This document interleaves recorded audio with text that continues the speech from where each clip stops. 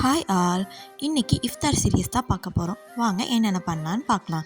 First kitchen வந்தோடனே நான் lemon juice தான் ப்ரிப்பேர் பண்ணி வச்சேன். அதை ப்ரிப்பேர் பண்ணி சப்ஜா அண்ட் பாதாம் பிசினெல்லாம் போட்டு ஃப்ரிட்ஜுக்குள்ளே வச்சுட்டேன்.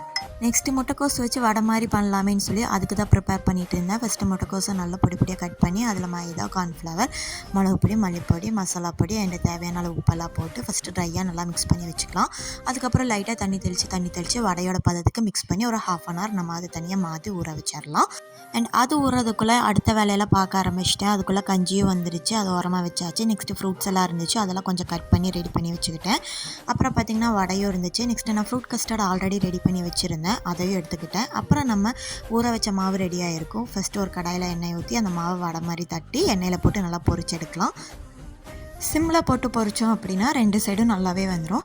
அண்ட் இன்றைக்கி இஃப்தாருக்கு முட்டைக்கோஸ் வடை, கஞ்சி, custard, lemon juice and fruits வச்சு தான் நோன்பு திறந்தோம்.